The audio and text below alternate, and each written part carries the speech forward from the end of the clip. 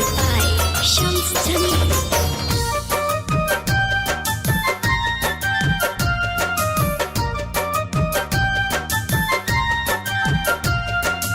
Mix by Kranti Music.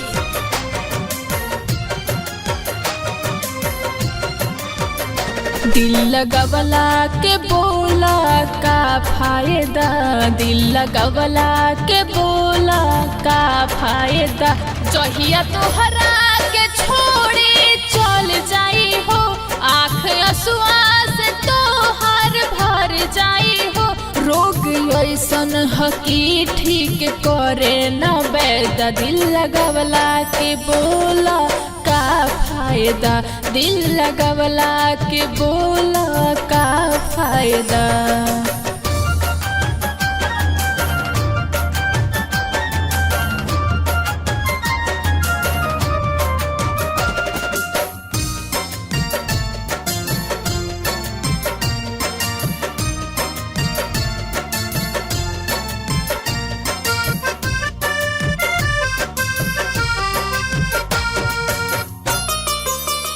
देखते दूसरा के कोरा में फाटी छाती, नौस हथवा के ले बस न कटी।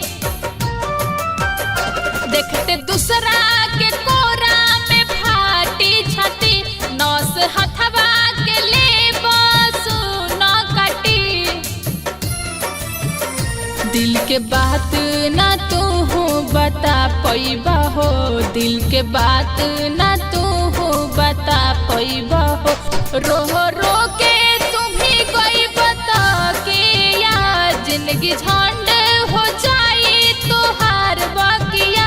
केहू तड़पल न भइल वैसन पैदा, दिल लगवला के बोला का फायदा, दिल लगवला के बोला का फायदा।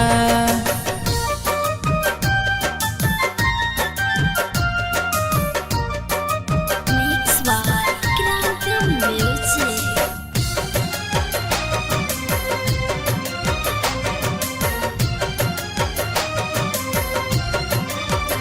तोहर नाजुक दिल जाई तोड़ के, कब देखी न तोहरा के मुंह मोड़ के।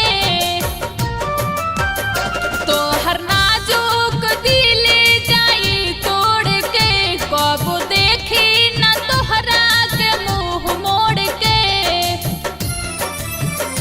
प्यार के नाम से अब होला नफरत, प्यार के नाम से अब होला नफरत। राधा रागनी तरत भर जागल हई, लोग कहेला ई त पागल हई।